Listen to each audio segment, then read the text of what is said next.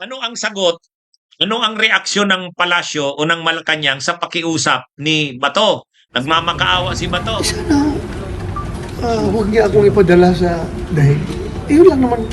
Kahit sa court dito sa Pilipinas, pareho tayong Pilipino, Mr. President. Pareho tayong Pilipino. Kung pwede lang, kung meron akong pananagutan, panagutan ko dito sa ating local court. Huwag doon sa Banyaga.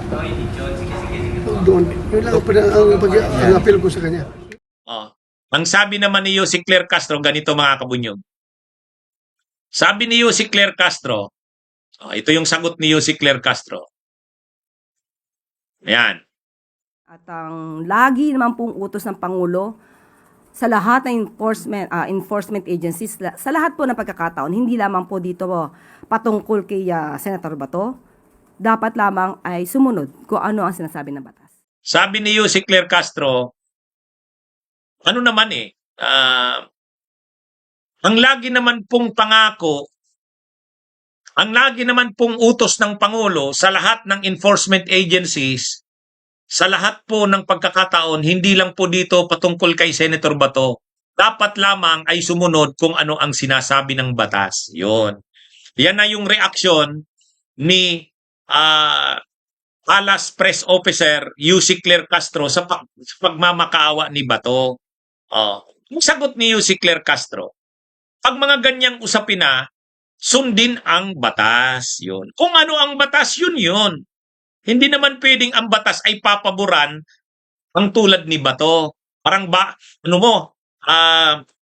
hindi mo susundin ang batas dahil senador si Bato? Hindi.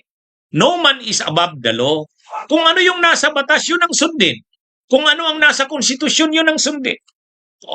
Yan ang sagot ni Jose Claire Castro sa pagmamakaawa ni Bato. Yan So malinaw, ano ang sabi ni Jose Claire Castro? Lagi namang utos ng Pangulo sa lahat ng enforcement agencies, sa lahat ng pagkakataon, hindi lang naman tungkol kay Bato, sumunod kung ano ang sinasabi ng batas. Yan. Bato, kuha mo naman ang ibig sabihin yan. Baka hindi mo pa yan maintindihan. Ano ang ibig sabihin ni Jose Claire Castro niyan? Ang ibig sabihin ni Jose Claire Castro niyan, kung ano ang batas, yun ang susundin. Walang special sa batas. No man is above the law. Yan. Yan ang malinaw dyan. Mukhang alam na ni Bato ang ibig sabihin ni Jose Claire Castro. Ito na. Sabi dito, Palas, Senate protection for De La Rosa has legal limits. Yan. Sa ngayon, pinoprotektahan ng Senado si Bato. Hininga ng reaksyon si Jose Claire Castro. Anong reaksyon niya? Ang sabi ni Jose Claire Castro, may limit ang proteksyon ng Senado. May limit yan. Hindi naman yan absolute. Yan. Bato, alam mo na naman ang ibig sabihin ni Jose Claire Castro niyan. Hindi ko gawa-gawa yan. Sabi dyan, Palas, Senate protection for De La Rosa has legal limits. Ibig sabihin, okay, pinoprotektahan si Bato ng Senado. Pwede naman yan kasi senador siya Pero, hindi naman, hindi naman pwedeng walang limit ang proteksyon ng Senado. Yan na ngayon ang So, ang tanong ngayon, ano ang limit sa proteksyon ng Senado? Tingnan muna natin sa konstitusyon. Ito ang nakalagay sa konstitusyon.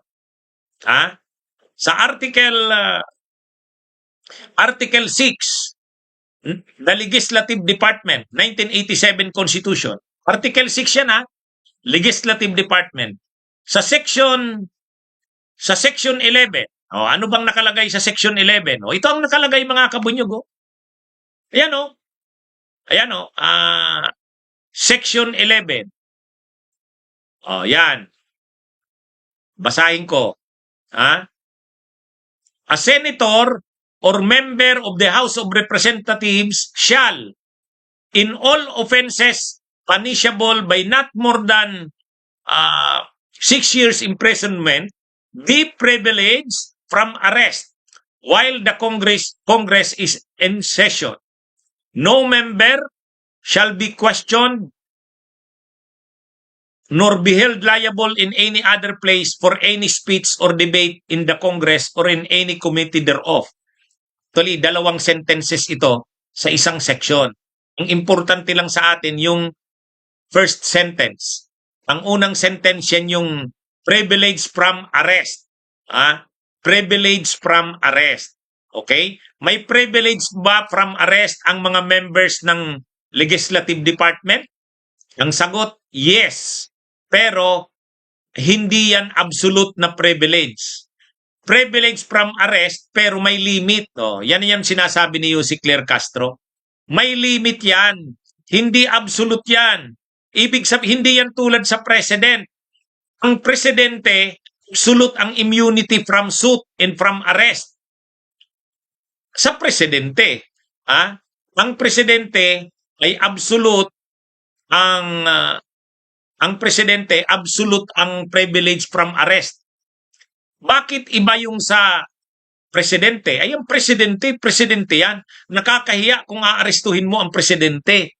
Kaya pwede siyang arestuhin o kasuhan pagkatapos na ng termino niya. Di ba si Erap ganun? Pero kapag senador ka, kongresista, hindi. Napakaano naman yan, dahil lang kongresista ka at senador ka, hindi ka pwedeng arestuhin. Ay, hindi naman ganun ang nakalagay sa konstitusyon. Di ba mga kabunyog, mga kababayan? Konstitusyon na ang nagsabi. Okay, balikan ko yung tanong. Pwede bang arestuhin ang senador o ang member ng Congress? Yes. Yes. Pwede siyang arestuhin. Pero, kapag ang kaso niya ay magaan lang, ano ang ibig sabihin ng magaan lang ang kaso? Yung imprisonment below 6 years. Below 6 years. Kapag below 6 years ang imprisonment mo, hindi ka pwedeng arestuhin habang nakasesyon ang Senado, ay ang Kongreso.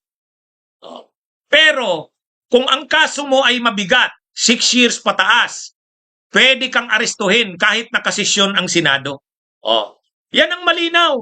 Yan ang sinasabi ni Yussi Claire Castro na Senate Protection for De La Rosa has legal limits. Nakalagay mismo sa batas. Hindi pwedeng na na senador ka, hindi ka pwedeng arestuhin. Ay, grabe naman yan. President lang naman ang immune from suit, saka immune from arrest. Ang senador at saka members ng Congress, hindi pwedeng arestuhin kapag ang kaso ay below 6 years ang parusa. At saka nakasesyon ang Congress. Yun ang dalawang requirements. Para hindi maaresto, member ka ng House o kaya member ka ng Senate, kapag ang kaso mo, ang imprisonment ay mababa sa 6 years at saka nakasesyon, hindi ka pwedeng arestuhin.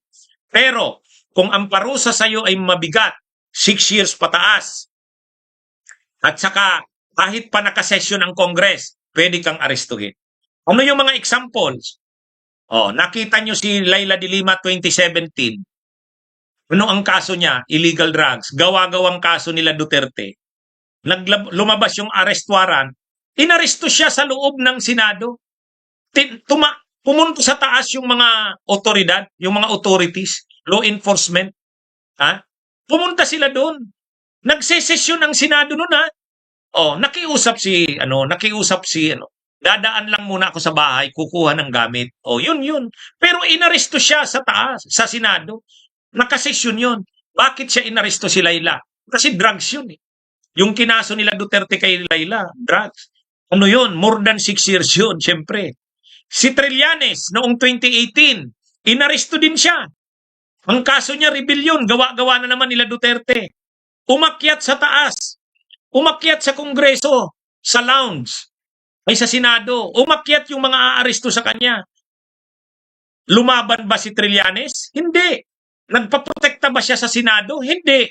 Ayaw niya nang idamay ang Senado. Magkakaroon ng constitutional crisis eh. Pag dinamay mo pa yung Senado, nagpakampi ka sa Senado, magkakaroon ng constitutional crisis. Bakit magkakaroon ng constitutional crisis? Unang-una, may separation of powers tayo eh.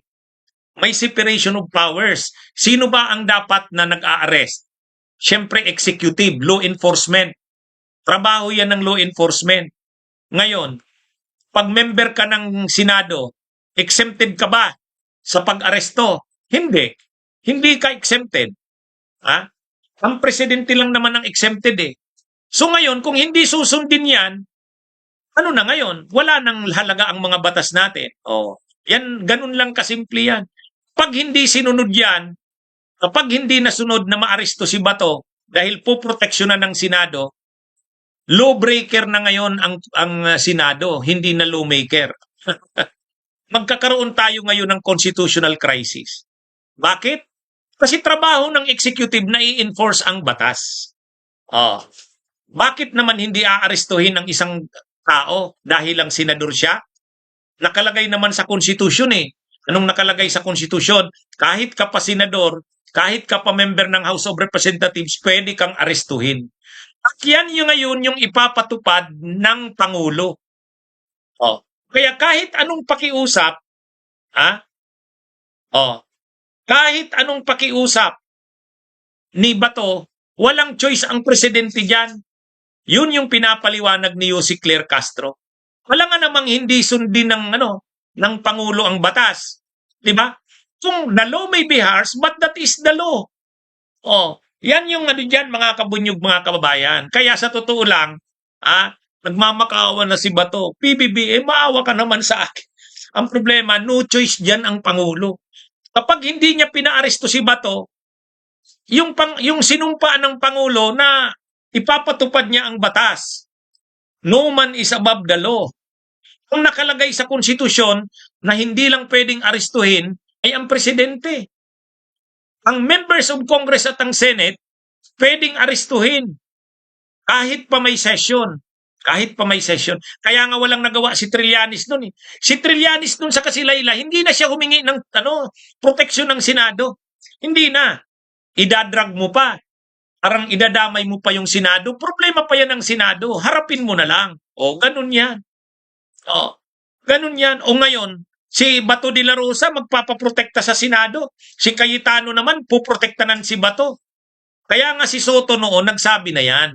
Nung Senate President pa si Soto, sabi ni Soto, poprotektahan namin siya. Pero alam namin hindi pwedeng tumagal yan. Di ba? Yun yung paliwanag ni Soto noon sa kanilakson. Siyempre, senador yan. Poprotektahan din namin yan. Kaya lang, anong gagawin namin? Makikipagmatigasan kami sa executive? Hindi naman pwede. Kaya hindi rin namin, alam na yan ni Bato, hindi namin siya kayang depensahan ng pangmatagalan. Darating at darating ang time, kailangan niyang sumurrender. Bunyog, bunyog, halikan na kasama ka.